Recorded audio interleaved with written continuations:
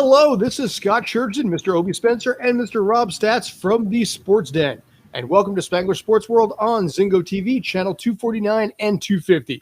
Please remember to download the Zingo TV app on the app stores of iOS and Android. When you download, kindly make sure to rate, leave a comment. Both apps are free.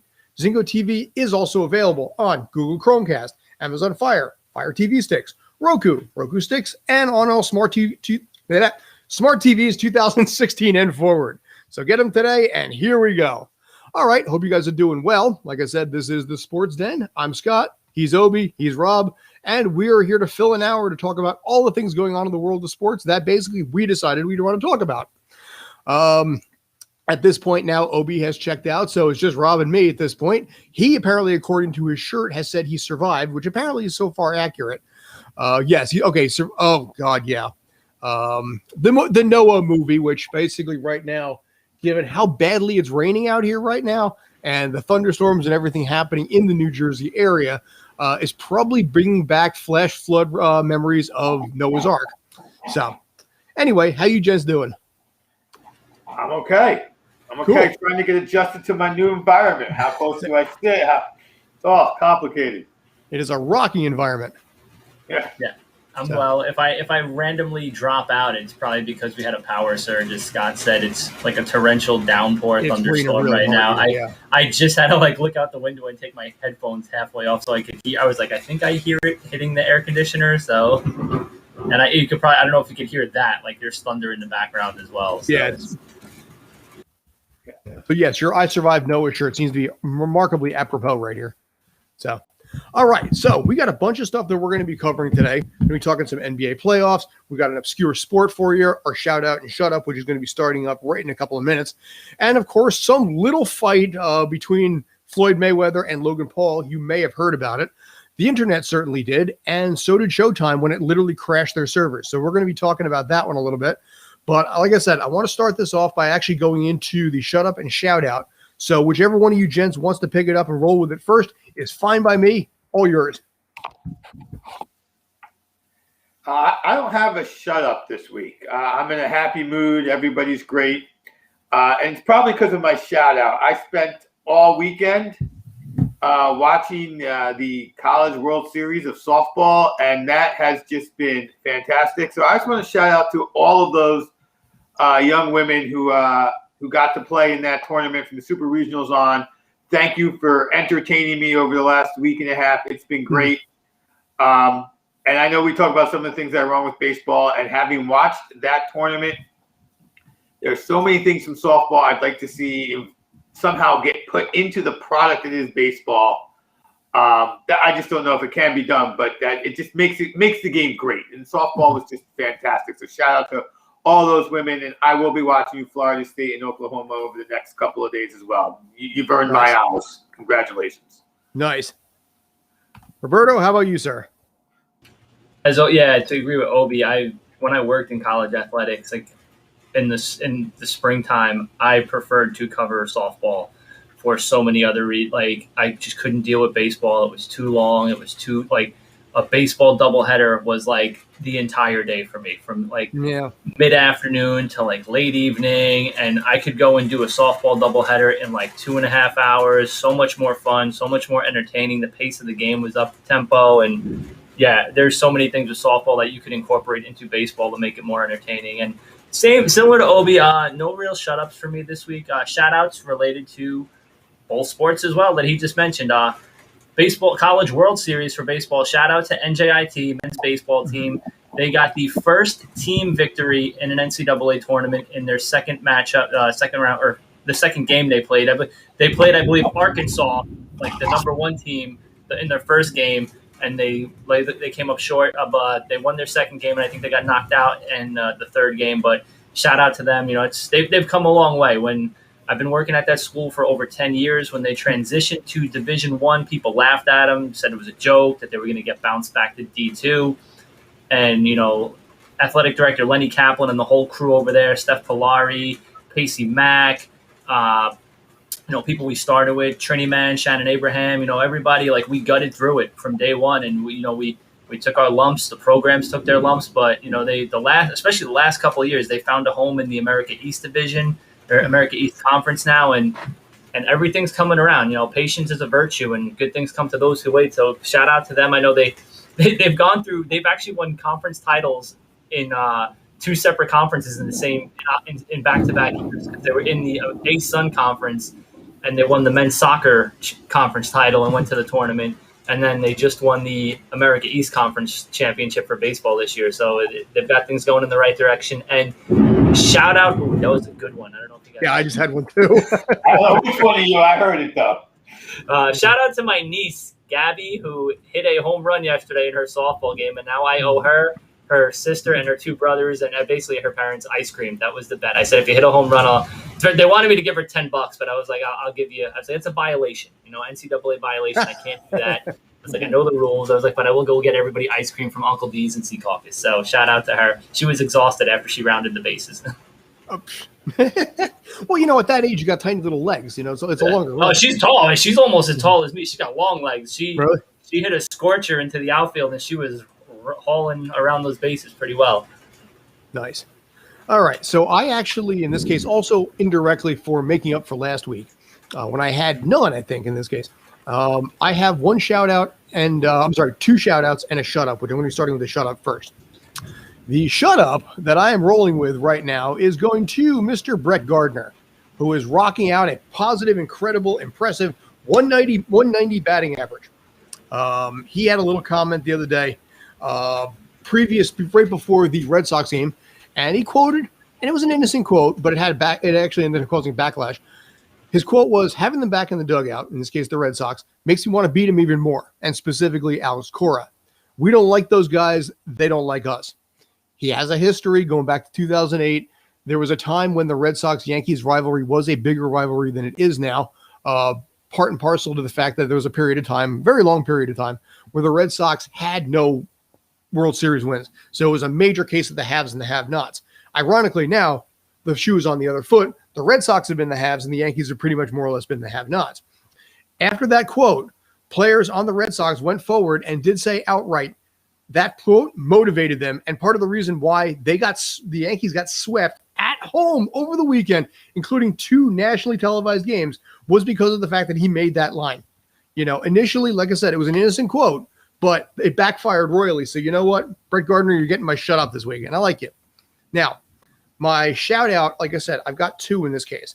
The first one is going to Mr. Jim Fossil. I don't know if you guys heard, but the former head coach of the Giants just passed away today of a heart attack at the age of 71. I've been a Giants fan for a long time. We had a lot of hopes when let me back this up. When Bill Parcells stepped down after the second Super Bowl that they got, we had Ray Handley for a couple of years, had Dan Reeves, had some hope, got one playoff. That was the end of it. He brought the team back and got them in the playoffs 3 times, including getting to the Super Bowl in 2000. So, yes, they were killed in that one, but they at least got there, with a 12-4 record and a really good feel-good story with Kerry Collins. So he passed away today, so that's one of my shout-outs. Thank you, man. I appreciate everything you did. It just sucked the way the 2002 ended, and you guys lost the lead that you did. My other one, which is going to tie into one of the topics that we're going to talk about at length today, is going to Mr. Floyd Mayweather. Mr. Floyd Mayweather, who actually went on record by saying after the fight, when I see it's a chance for me to do a heist, a quick heist, I'm going to let you all know this.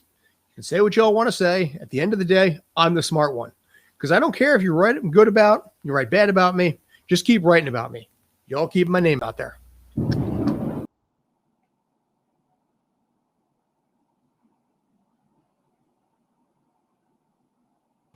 I think he might have froze. He might have lost power on a thunderstrike or something. But yeah, so I know we'll jump into the next topic we were going to talk about too, which was obviously the Mayweather-Paul fight. Lots of not controversy over the fight itself, but complaints about the servers crashing, people not being able to watch the fight. I didn't pay for it. I was not not going down that path, but watching some of it too. It's funny because people who don't know boxing, they're probably the ones who are more upset because you got what you should expect from a boxing, like that type of boxing match. There's a size differential. I do give credit to Logan Paul for getting in the ring with Floyd Mayweather. the one thing, like, between him and his brother, he's gotten in the ring with the better competition, in my opinion. Like, he kind of knew, he threw punches and bunches. I think he knew his game plan. He was trying to keep him at bay, but Floyd got inside. I kind of think I'm on that boat. I did see the highlight. I think he may have been on his way down, and Floyd held him up in that one round where he grabbed him and he was like, don't fall down. Like, it's an exhibition, man. Like, they're going to, I'll keep you here as long as you want. But yeah, Floyd did what Floyd does. He's always been a great defensive boxer. He's hard to hit. I saw the CompuBox numbers. Paul threw way more punches than him, but Floyd landed significantly more punches, and you could see at the end of the fight that Logan Paul took the worst beating out of the two. Floyd was smiling, and as Scott said, Floyd. I saw something online that said Floyd made more money in an 8-round exhibition match than Michael Jordan made in a 15-year career in the NBA. And like Floyd said, that he's Floyd Money Mayweather for a reason. Keep talking about me. Keep my name out there because I just keep making money. Like, he's set. This guy's like, his grandkids are set. Like, that's how much money he's made over his career. And it's crazy. Like, this is the exhibition. So I think you might see him get in the ring with another exhibition against Jake. I think that's what they're building it up for. So we'll see how Jake's next fight goes. But I mean, it was what it was. And one of the UFC fighters said, "What am I doing wrong?" He took kind of a shot at UFC. He's like, "This guy made all this money, $20 million in 8 rounds or something. Like, what am I doing wrong? What are we doing wrong?" It's like, you're kind of not doing anything wrong. You're doing everything right. It's just that you've got a completely different fan base. Like, the Paul brothers, their fan base is all about hype, and they drink the Kool-Aid to an extent. It's kind of a way to look at it. They really think that they can go out there and the Paul brothers can beat a Floyd Mayweather. And I see this stuff, and I was thinking to myself today, the Paul brothers are going to be responsible for more knockouts in professional boxing over the next couple of years when you get a bunch of YouTube people and like wannabes who think they can do it because they see these guys do it, and they don't really understand how like, someone compared the Mayweather-Paul fight to like a WWE match. Like, there was no referee. There was going to be no outcome. You kind of knew, unless something bizarre happened, even like the Chad Ochocinco match, it's like, it's there, but you're like, how legitimate is this? Like, are you guys kind of just like, yeah, it's like a sparring session almost without headgear. So I think you're going to see a lot of people come in and try to, do what they do, and they're going to get knocked out. We'll have some great highlights for boxing over the next couple of years of people just getting completely obliterated. So, but Obi, feel free to weigh in on your opinion on everything as well. Yeah, so I totally decided that I was not going to watch this because to me, my opinion was, without seeing the fight, Paul's going to look good for 1 or 2 rounds because that's how Mayweather fights. He fights slow. He figures out who his opponent is, what they are, how they're doing. You're still frozen, Scott. And then then Mayweather's going to control the fight. And then I read what happened. It looked like it said for 2 rounds, Paul was swinging away, and then Mayweather found his range, and he carried him for another 6, which is what he was paid to do. He was paid to carry him, and he did. You knew Mayweather wasn't going to let himself get embarrassed. As soon as Mayweather was confident that wasn't going to happen, he made sure that he did not embarrass Paul because the money's too good. Because whoever the next idiot who wants to fight him is, who doesn't stand a chance in the ring, because even though he's 55, the guy's been boxing for a week and he's 18, Mayweather wants that money for that fight too. And good for Mayweather because it kind of feels like he knows that the division isn't his anymore. He's too old to fight with the guys who can fight. But that's not what boxing is. Boxing is an opportunity for him to make money, and a lot of it. And I didn't see who that UFC fighter is. But yeah, what you're doing wrong is UFC is designed for UFC and for the fans. Like, when you watch UFC, they make sure you know who the up-and-comers are. They don't give you tomato cans. Nate Diaz is your tomato can, and he's every 2 years he's got another title shot. You got to get through a Nate Diaz. You can't go 20-0 and just show up.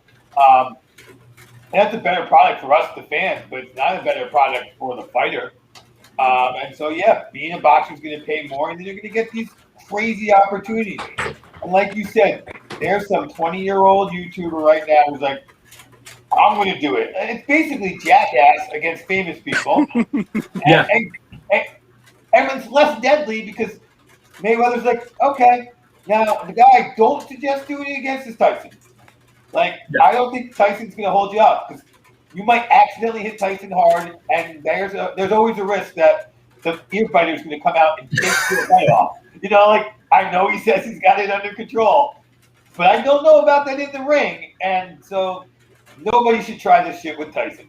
Oh my God, again, it's gonna be a weekly thing now. This is great. I love it. But like you made a great point though with Tyson though too. When you're dealing with the heavyweights like that, the power is significant. There's a lot more power. Like I said, Floyd hitting Logan Paul, Floyd's a lot lighter than him. Like I've had real fights in my lifetime with people who were twice my size. Like one of the best and worst fights of my life that I came out very much on top with, but was against someone who was probably twice as heavy as me, easily. Like I was at the time 160. They were close to 300 pounds, and I was giving away at least 4 inches.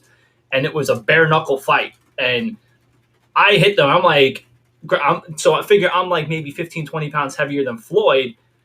And you hit somebody with bare knuckle, like you're dealing with the heavyweights. Like I can hit somebody that hard. Even like one of my favorite boxers of all time was Arturo Gatti. Like he was a heavy. They said he hit like a light heavyweight. When you start getting into like these Tyson guys, man, like they can't pull. Like Mike Tyson can't pull a punch. Like Mike Tyson pulling a punch is like getting hit by a super welterweight at full speed. You're gonna get knocked out. And is Scott frozen again? Or I think he is. It's great. He looks so stoic. It's amazing. He's like, this is an intense conversation. Scott is loving it. This is exactly the conversation he wanted around the Paul fight. I just screen grabbed it. It's amazing. He's like, this is great. I'm very proud of you guys. But it'll be interesting to see how Jake's next fight goes and where it goes from. Because like you said, I think Floyd, it's all about the money. And he knew, like, if he didn't, I think, though, in all honesty, if this fight took place like a week or two after the incident in Miami with Jake, Floyd might have knocked Logan out because there was some, like, the tensions were high. He was out there looking to just, like, wreck somebody. Because I thought the fight was going to be sooner after that, the initial press conference. And I'm like, I had said on social media, I'm like, Logan or Jake may have signed Logan's death warrant. But then everything settled down and Floyd kind of got back to Floyd. And to reference Gotti again, I had the utmost respect for Floyd after he beat Arturo Gatti. He won that fight. Gotti's people didn't want Gotti to fight him. They knew it was kind of out of his class. But Floyd hyped the fight up really well. And at the time, Floyd was like, the hype was like, you're like, I hope Gotti knocks this guy out. He's such a pompous, arrogant, guy or whatever. And after the fight, Floyd was like, yo, I got nothing but the utmost respect for this man. I know that I can't make a mistake against him because he will knock me out. He's like, whatever I said, these are actual words, were like, whatever I said before the fight was to promote the fight. That's my job as a fighter before my fight, is to hype it up, to get the fans souped. Whether you love me or hate me, as long as you're excited to see the fight, I'm doing my job. And it was in that moment where I was like, he had just beat my guy, Gatti. And I was like, you know what? I'll root for you the rest of the way because I respect that. That's honesty, and it's not, you're saying it's not personal, man. Like, and Gatti had that relationship with a lot of boxers, with Mickey Ward as well, and Floyd kind of brings that out. He's like, he knows even he said at 55, he could beat most of these guys. But at this point, it's all about the money. He proved he's the, arguably the best pound for pound fighter of all time, the best of his weight class of all time. He's just going to do what he does. And what he does is make a lot of money. Absolutely. There's no question about it. Scott is now the voice from the darkness. Oh my boy, you need to go out there and fix your router by hand. Just climb in there. This is the fight was what the fight was, and it's now what is boxing going to try to do? Because the flip side problem for boxing is if you don't get another Floyd, none of these other fights can happen. Like, you have to get more people that the rest of us know, so that when the next YouTuber or Logan Paul or the other Paul decides to challenge somebody, we've heard of them. Because I don't know who the heavyweight champion is, and maybe if you said the name, I go bing, bing, bing. But right now, who's he going to fight next? GSP, but then he's going to have to go to a whole different sport if he wants to fight, one of the MMA guys who more people know, but like pointed out, they don't get paid the same kind of money And they'd be more willing to do this one-off exhibition fight for $20 million. And they might have the hype around them. So that, as I talk, that could be what these kids, whether it's the Paul brothers or somebody else does next, is, oh, I'm going to fight so-and-so in an MMA fight because that's where the money is. And if I do it as a exhibition, I don't have to worry about Dana White taking all my money. And away we go. Yeah, and like I said, we know there's beef between Jake Paul and Jake wants Conor McGregor. So getting to Floyd, is a step they needed to get towards Conor, because that'll obviously, and Conor's another one. Conor's all about making money. You got the Notorious Whiskey. He'll tell you Conor will fight anybody for the price, for the right price, man. He said that, that's not a secret. So I think, and that's a little more heated. Like if you're, look at the numbers for, the Paul Mayweather fight, a McGregor Paul fight will be even more, because there's actually like legitimate personal beef there. Like the two just don't like each other. It'll be an exhibition, but you're like, no, this would probably be a lot closer to an actual fight. So we'll see where it goes. I mean, it's only time will tell. I said we still got to see Jake's next fight. So, and Darrell from the MTV Challenges, who has a legitimate career in background boxing, he wants to fight one of them next. So that's another, kind of connection to a audience and fan base that'll bring in more money. Like I said, it's something we'll figure out over time. We got to see how the next couple of fights go. So, but with that said, since we're still waiting for Scott to fix his satellite antenna, we'll transition to the NBA playoffs, because that was the next thing on our list. So it's obviously the LA Clippers have salvaged California's hopes for another title, because LeBron and the Lakers went out early. And like another shout out, it's like the Phoenix Suns might be the most underrated team in the league this year. Besides the Knicks, and there was talk that their head coach was up there right with Thibodeau from the Knicks for coach of the year. People forget they went into the bubble and went undefeated last year. And it was like a thing like, oh yeah, the best team in the bubble ain't even in the playoffs. And they picked up right where they left off, and they're cruising. Booker, and they kind of got people feeling like the glory days when they had Barkley and Thunder Dan and Kevin Johnson. Was it Kevin Johnson? Yes. Yeah, like they had when they went into the finals against the Bulls. So they're a tough beat this year. So it was crazy. They said like Steph was out. The Warriors were out. Like they were like no Steph, no Luka, no LeBron, no AD. They're like. I saw a picture. It was a Pokemon meme. It was they're like LeBron or Luka joining Steph and all the other like superstars who were knocked out of the playoffs. So, but yeah, the West. It's who gets Phoenix, the Clippers, and Utah, right? Yeah, Phoenix, Denver. It's the Mountain West and the Clippers. So it was close. The NBA itself is holding on by a thread. Got to get one of these California teams in. But, as I've been watching, I'm wondering, like, okay, all of a sudden, Brooklyn's playing defense. But the Suns are so good. Yeah. And Utah is so good. And, these three Mountain West teams that nobody acknowledges because they're from the Mountain West. I mean, literally, who knows those teams? I think they're going to be able to shock the winner of Brooklyn-Milwaukee. Most people are saying the winner of Brooklyn-Milwaukee, and with Embiid's knee, he did not look like himself playing defense last 2 days ago.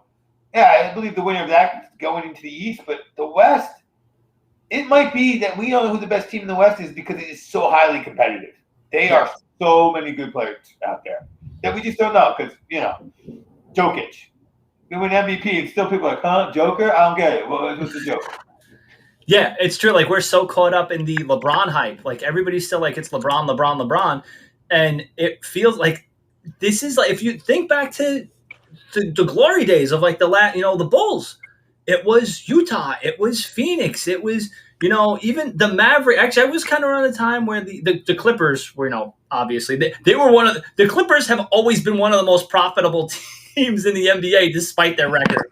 Like, right. Even when Sterling was their owner, he was great at making millions and billions of dollars and the team being horrible. But yeah, these they're kind of mid-sized media cities, but they're good teams. And this kind of it reminds me of the year when the Pistons beat the Lakers with Rip and Chauncey and Rashid and Tayshaun it's like it's the team you don't expect. Because I remember them going into the finals that year, and everybody's like Lakers in 4, maybe 5, and like the Lakers I think they got bounced in 6, and everyone's like, what happened? It's like it's a team. They play team basketball. They play great all around basketball. And like I said, the East, it's so funny. Knicks fans are sitting there kind of laughing at Sixers fans, going, "Oh, now you understand that maybe it's not us. Maybe we weren't that bad. That the Hawks are just that good." And I think Clint Capella, when he was on Houston, he was a problem for a lot of teams in the Western Conference. And I think the Sixers with Embiid have the best matchup to counter him. But even like Trae Young is just kind of showing the moxie. Like he's a clutch guy. He shows up in the playoffs. He's a money player.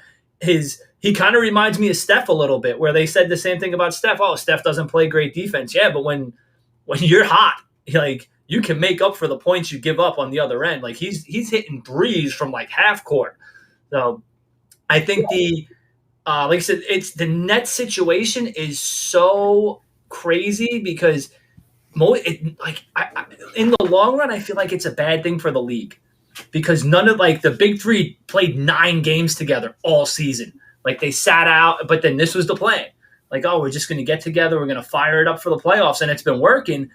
But like going forward, how's it going to play out? Because now we're going to go back to that situation with building super teams because superstars will be like, yeah, I can go to this team and play 2 out of every 3 games and not burn myself out. And sports bettors are going to hate it in the regular season because it's going to be so hard to gauge, how to. I was saying with the sports betting, now that's the focus again. They actually like now it's legal, now it's the focus, and now you're like, well, who's playing, who's not playing, are they injured, aren't they injured? Like, can you give me a healthy scratch? Like now they're gonna have to be like hockey. Give me a healthy scratch 8 hours ahead of time, or it's a thing, right? It's gonna be. The NBA has issues because people aren't. I mean, I already know people who don't play people play fantasy football who don't have favorite football teams because they have so many fantasy teams. I know guys who don't play fantasy basketball who don't have favorite basketball teams because they're just following the player. Like they're just LeBron fans, and they have the LeBron Cleveland jersey, the LeBron Miami jersey, the LeBron because they're, and that's cool for I don't have a problem with that. It's not good if you're the NBA or if you're a team trying to make money. You're like, what do we do here? How do we make this something that can attract everybody? And the NBA is going to have to figure it out. It's obviously going to be part of the CBA and how they're going to try to figure that out. The other thing is now, I did an analysis a while ago, and it was on the season. Only like the top 3 picks, right? They're the guys you're tanking for. Less than 15% of them who have won a title with the team that picked them. You're bad on purpose to get these guys. And Anthony Davis and Howard last year both won their first NBA title, not on the team that drafted them. And LeBron didn't win his first title on the team that drafted him. And like the only team that's been built from the ground up to win a title kind of was in recent memory was Golden State. Yes. And then they were still like, oops, we better get Durant, who was another top 3 pick who didn't win his first title with the team that drafted him. It's just building teams is going to be very hard if the ownership has nothing to say about it. Now, without trying to, hey, maybe that's best for players and that should be what it should be. That's not what I'm getting into. But how does a fan figure out who to root for when your entire team can up and move its free agents to a different city at the end of the year? Let's all move and play for this team and just win the championship over here. Scott. Hey. Hello there. Scott, feel free to get on now before your internet drops out again. I'm a little behind the 8 ball right now because it's funny because I was working off a data plan for a while, but apparently so was everybody else. So it throttled Verizon for a minute there. So I couldn't see. I don't know if you guys were able to see me or not. I was able to quasi hear you. I'm a little behind on this, so I'm just going to nod my head, say, yes, I agree with most of everything you said. Rob, I don't agree with you. We'll just go with that. The only thing I'm going to say is Mayweather made about $100 million in that fight. Logan Paul made about $20 million. It's the start of something bigger. And, it's going to be something where if we had a YouTuber on who's actually had to push back a couple of weeks, I was going to literally ask him and this is the question I probably should ask you guys, and this, just as a thought, we're backtracking a tick. Suppose hypothetically Manny Pacquiao comes out of retirement and says, Obi, in 6 months, I'm going to fight you. I'm going to carry you. but you're getting a $2 million purse out of it after gross and everything. Do you do it? He's carrying me? Yeah. If Pacquiao promises to carry me, then it's not going to hurt me too much. So, yeah, I'll take it. Because in this case here, I feel like this is going to be the start of something bigger where people realize that there is a wide audience. You know, if you have a social media following, they're starting to realize what you're able to do and the kind of pull you can get. And boxing, I think this is a double-edged sword. I think it's going to open up a lot of exhibition fights that are going to piss people off because they're going to be $50 and it's just a couple of guys hugging, you know, for the entire fight because they're going to carry it. But at the same time, like I said, the servers were crushed. There was a live stream on Twitter. I won't say that I was watching it, but I will say, suffice it to say, the live stream of someone's, pay-per-view at that moment had 27,500 people watching that tweet. So there's money there. So, yeah. And the only counter argument, I don't know if you heard it or not, that I have to what you're saying is, if that gets too big, where do you start getting the quality fighters from if boxing itself gets buried? That's the problem. You can water down the product. Yeah. I mean, and maybe you don't. Maybe you never have good boxers again. Maybe you just have YouTubers fighting each other because it's not like this is a new thing. This is something we've seen tried and tried and tried again and tried again. But now we can identify, because of YouTube, because of Twitter, because of social media, who has a huge audience right now, but doesn't have a big enough platform to really make money, right? Because when you're talking about a former TV star, is it worth $3 million to get your face beat in? Maybe, maybe not. I got residuals coming. I got all that stuff that you got. Don't get excited about the residuals. What? Don't always get excited about the residuals. Yeah, whatever it is. I got $1.39 today. Hey, see, look, you're even getting $1.39. I got $1.39 from foreign use of an episode of The Deuce. So did I. Might really? have been Okay. the same one. Yeah, okay. But yeah, I got I was $1.39 after taxes, by the way. So, but anyway, so yeah, yeah, I agree with what Scott, what you were saying too. Is there's always boxers out there. Like my friend's dad, we used to work with Hector Macho Camacho, and he would come out of retirement for a fight, but he'd fight like another older boxer. And that doesn't generate as much hype. But like I said, you get, and compare it to like wrestling. Like you always hear wrestling fans chanting, one more match. Like in AEW, Sting is competing again, and the dude's over 60. Like we got residual checks coming. Homeboy's got Social Security checks coming. but the crowd's still chanting, you still got it. One more match. And this gives you that opportunity to be like, okay, I'll get in the ring. Like you said, you call somebody up, you're like, yo, 4 or 5 months from now, let's do this. I'll carry you. We'll make a bunch of bank. I'm taking the profits though. Like you get your 2 or 3 million. I'm taking my 25 million up front. Or they'll say like, I'm taking my 25 mil up front. You get everything else, or you get 2 million or anything else after my 25. I'm like, okay, cool. Let's do this. And it's going to sell. Like people want to see that one last match, and people will watch it for the same reasons they watch NASCAR and Indy racing for the crash. People will watch it for the moment. Like I want to see if the non-boxer goes over the line or does something, and the boxer kind of gets back into competition mode and just knocks him out or something, and you end up like Nate Robinson, like out cold on the floor. People will watch it for that. I will mention this. My initial plan, by the way, we were going to discuss Baku and Formula One, because Lord knows there was a ton of news over the weekend with that. But in this particular case, we're holding off on that probably till after the French Grand Prix, because we got somebody coming in who is really very knowledgeable in this. And I want to be able to not like do the same thing twice. So I do want to talk a lot about Verstappen, that tire incident. I had clips set up for that today. Lewis Hamilton's issue with brakes. So, but that's going to have to be another day, but I've got all that prepared. So anywho, it is now 4:36, so we got a little less than 20 minutes to go. Find us always on Facebook at Spangler Sports Den. Find us on Twitter at SSW Sports Den, and also find us on Instagram as well. I just finally opened that up, so it's getting some nice movement there. It is high time, and I mentioned this earlier. It's high time for the obscure sport. Rob, you've been talking about going down this road for some time, so I figured we're going to analyze one of the sports from one of the events that you've been talking about for probably a couple of months now. So if you guys can pull up, did you guys pull up the Logan Paul video or no? No, we didn't pull up the Logan Paul All video. right, budget. Second. Hang on a sec. Don't read the chat if you can help it.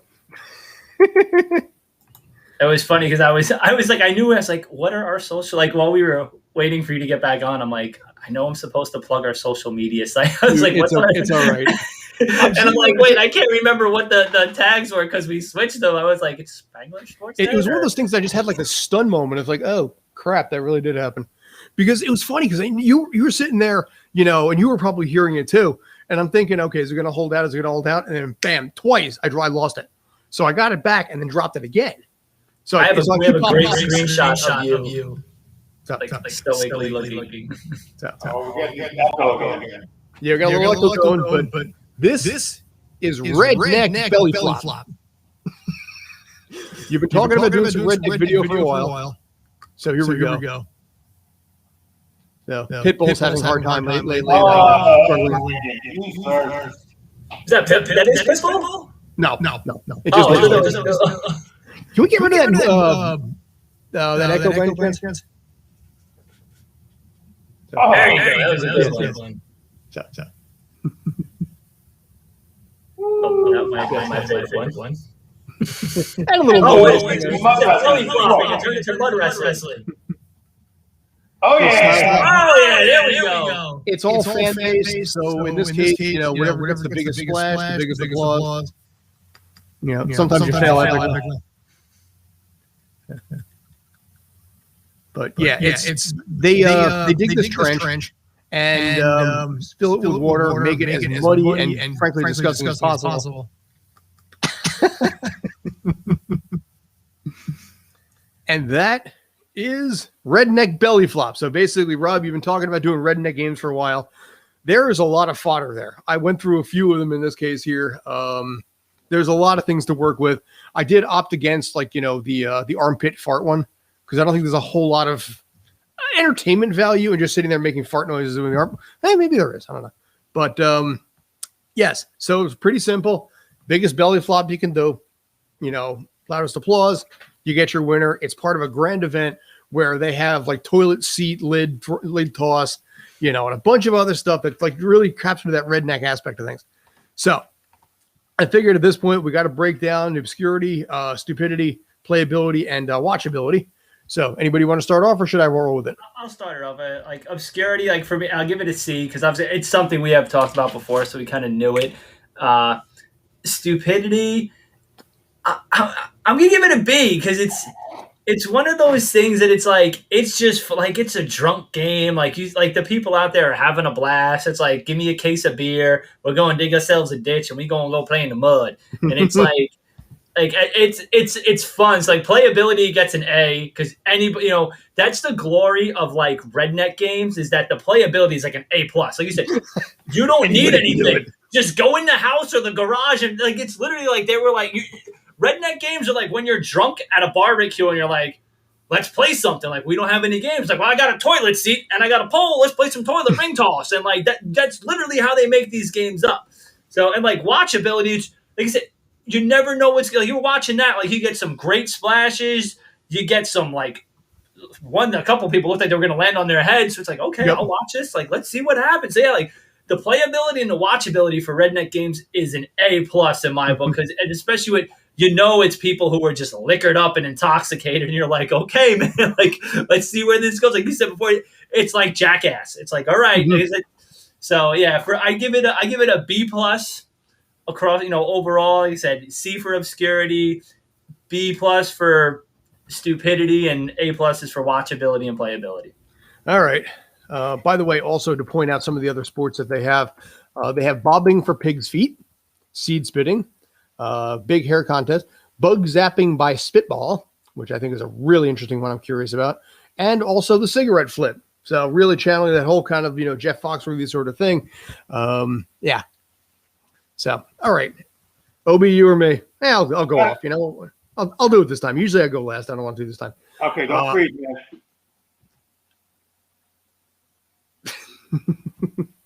I thought he froze legitimately. Okay. Oddity, you know what? I'm giving this one a B+. You know, this is one of those things that you're really kind of channel your redneck in here. I don't think they have this in New Jersey here, and like in West Jersey, where it's well, like I said, in this case, Jeff Foxworthy headlines the fairs out there, believe it or not. So I don't think they have it there. So it is outside of the South, the deep South like that. It's pretty obscure. Stupidity. You know what? I'm giving it a C.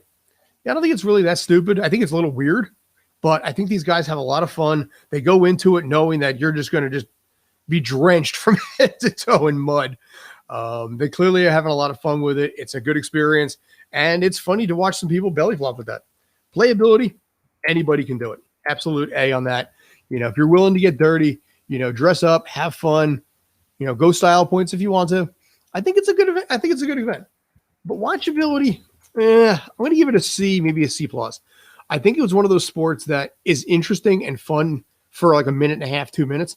But unless you're actually there, possibly drinking, getting drunk, and having a good time, I think you lose a little bit of interest on that. All right. I think Scott, you're going to be the harshest grader on this one, but I'm not going to be as in love as Rob either, though. So okay. Out of I'm going to give it a solid B. It is just a belly flop, but it is a belly flop into mud, and that certainly adds to it. Also, it's not a deep belly flop, so you're not just hitting the water, you're hitting the ground. So oddity was a B. Obscurity, anytime something's part of a larger thing of games, be it the Eskimo games, the Asian games, whatever those games are, you got to bring it down a little. But in and of itself, a belly flop into mud, that's not like a slip and slide. That was a belly flop. Mm. That's pretty obscure, so I'm going to give that a B. Playability, look, I'm not a big fan of the belly flop, but I think I can do that one. I think anyone can kind of do that one once. It's a little dirtier than box snorkeling, but it's still, again, a B. And I think where I most disagree with you, Scott, is on watchability. I'm not giving this an A+, but I could watch these idiots for a good half an hour, I think. I think I could just watch, because they're hurting. We didn't see the one where the guy, his head hit, and his feet went back, and his whole body cranked with his face in the mud. He came up, and someone had to drag him out because he knocked himself out in a pile of mud. I'm a little bit more of whatever that is, sadist or masochist, whatever the one is. I'm a little bit more of that than you are. Rob and I have that little cruelness a little more than you do. All right. So I'm going to give you that. But I gave it straight Bs across the board. Literally everything was a B on this one. Although, I'm not anxious to get the redneck games going on. We here in South Jersey, we have a lot of farms, so we could see them any day now if I'm not careful. All right. So at this point, we got about 10 minutes left. We have not, I don't think, and unless you guys talked about it when I wasn't there, the Julio Jones trade, to Tennessee. I think this is something maybe we want to give a little bit of time to. We got about 10 minutes left. Want to get your thoughts. Obviously, this makes Tennessee a lot better. This also, I think, in some ways makes Atlanta better, because they can actually start to rebuild a little bit. But I want to get your thoughts if you got them. So I'm not sure how much better this makes them. Okay, which them? We got two. Them being Tennessee. Okay. Is he better than Corey Davis? Absolutely, he's better than Corey Davis. Is he more better than Corey Davis that they're going to try to now have Tannehill throw the ball deep consistently? Something he's average at best? Or is it really going to force them to take a man out of the box, given his age? It's just, I've seen a lot of stats comparing him to Corey Davis, and given Tannehill's skill set, I don't know how much better he's going to be versus had they gotten that same kind of quality signing on offense. Do I think it was a mistake or a bad trade in any way? No, I think they paid a great value for him. A second-round pick for Julio Jones in a team that can afford his contract is a win. That is a win. Just don't know if Tannehill's going to be able to take advantage of that awesome weapon. But hey, Tannehill is better. Tannehill turned Corey Davis from a bust into a great number 2 wide receiver. Just don't know if he can support 2 number 1s with his skill set. But don't forget, also the Titans have Josh Reynolds. They added him, who's decent. Obviously, it's not gonna. It's at least offsets the loss a little bit. So, Yeah, I mean, no, my whole point is basically, I don't know if Tannehill can win you a Super Bowl. I'm not saying he's not that kind of quarterback. I am saying he's the kind of quarterback, though, that is he going to win you a Super Bowl by plugging tons of weapons? Is he going to take full advantage of them? That is my big question. And Rob, as the Dolphins fan who watched Tannehill grow up and always said, there's a little more there, probably have some good answers about that. Yeah, I said the same thing to people about Julio. First thing I said was, they're like, oh, this is great. He's going to do all the things that, people pick. They can't stack the box. I'm like, he's older. One, if you look at his career, he's been injured a lot. He's missed a lot of games. And Tannehill, I just don't think is that guy. Like, they also maybe Josh Reynolds he's like a number 3 because I think he came from the Rams. He was like a number 3 over there.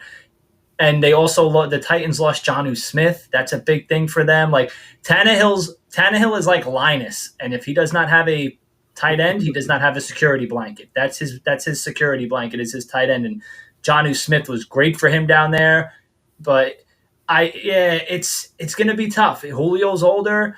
Tannehill's not a guy you want throwing the ball any more deep than throwing the ball deeper more times than he already is. So he's.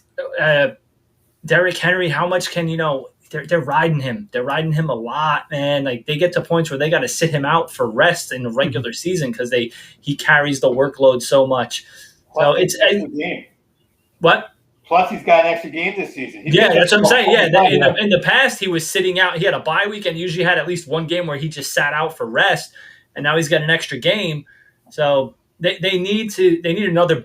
What they need a little bit more is another back to carry some of that workload. I mean, Derrick Henry is arguably the most dominant running back in the league, but Tannehill's not that QB. I said as soon as I saw the trade, I said Julio Jones is getting a downgrade at the quarterback position. Like, the Titans are getting an upgrade, arguably, but Julio's getting a downgrade. And but the team itself overall is an upgrade, I think. I'd say that for sure. Like I said, he is older. He stays healthy. He's going to be tough to guard. But they don't, like I said, there's a lot of other pieces they don't have around them anymore. Like, there's other pieces Julio doesn't have around him. He had a very good receiving core around him as well. That guys could take advantage of. And Matt Ryan's not very different from Ryan Tannehill in some ways, because ex-Atlanta Falcon fans, they're like, we have guys who just receivers that disappear for an entire game with Matt Ryan under center. You're like, what happened to this guy? What happened to this guy? And all of a sudden he's throwing to Christian Cage 20 times. And like, what about the other guy? What about Julio? And people were saying, like, that's one of the reasons I think Julio wanted out was it would just because whatever the game plan is, like, Matt Ryan just programmed into that game plan of like, okay, this is the guy I got to go to, and kind of forget about everybody else. So, but yeah, I think overall, I said it's a great trade for Tennessee, but I don't know if it's going to get them over the hump to where they need to be. The other thing is, what is the hump? And the hump isn't their division. Does Julio Jones putting Julio Jones on the team does not stop my boy in Kansas City. Like, it just doesn't. And they haven't been. So are they going to score 20 more points a game? Because no, they might score. Maybe it's average over the course of the season another touchdown a game. That's not catching up to Kansas City. But I do think that it allows Atlanta the opportunity to see if Calvin Ridley can be a number one wide receiver, see what Pitts is. Like, we're going, okay, rookie tight end, you're playing for real. I mean, this is probably the most eyes on a rookie tight end, honestly, since Shockey. As much as eyes were on Hawkinson when he came in, this is the most eyes on a rookie tight end since Shockey in the Giants. And I don't even know if half the people even remember who he is. So it's just, but they freed up everyone. They couldn't sign any of their rookies, by the way, without making the trade. Yeah. So Atlanta definitely improved by making the trade because they had to make the trade. But I don't know for how long and how much of a difference it makes for Tennessee. But the problem also is that Matt Ryan contract, too. Yeah. It's 3 years left on that. So, all right. Speaking of 3, we got about 3 minutes left at this point. I'm getting the alerts at the bottom left. As always, you can find this show on Spanglish Sports Den on Facebook, on SSW Sports Den on Twitter, and also on Spanglish Sports Den on Instagram, because I finally set that up. Finally getting into the modern era when it comes to this show. But we got a couple minutes here. Any final thoughts from you fine gentlemen? Well, we got my shameless plug. We're going to do Fantasy Football 201. We did 101 last week. We're going to go 201 this week with Tyler Butcher. He does a lot of stuff with Fantasy Pros and some other publishers out there. So if you're into fantasy football, you probably know his name. And that's what I got. Looking forward I was going to say fantasy football is easy. Whoever I pick will get injured week 1. Well, with Tyler, we're talking dynasty also. We're really going into the in-depth, dirty, nitty IDP, 22 players on a starting lineup team with Tyler. And it's going to be intense. Awesome. Mr. Stats? Follow me at the Rob Stats, the usual, you know. It's the Rob Stats, the usual, by the way, just to clarify. Yeah. It's a typo in the bottom. No. The Rob Stats. For my shameless plug, catch my show, Tales from the Film Set, now at 8 p.m. instead of 9. They moved it up an hour, so have FYI on that. Either one of you gents want to be on, be my guest. You have film experience now. Both of you have film shooting experience at this point. As for me, I'm Scott Churchson. Find me on Twitter at Scott Churchson. Some of my other projects, Uplifting Stories in a Minute on YouTube. Find me on Facebook, Instagram, LinkedIn, Twitter. I don't know. Is that all of it? I don't know. It's too many. Anyway, this show can be seen across 35 plus different platforms, across 40 plus different continents. Zingo TV, Roku Sticks, Amazon Fire Stick, Smart TVs 2016 and forward. On behalf of Mr. Obie Spencer and Mr. Robert Stats, I'm Scott Churchson. Thank you guys for tuning in. Appreciate it. Have a great night. Have a great tomorrow. And be awesome.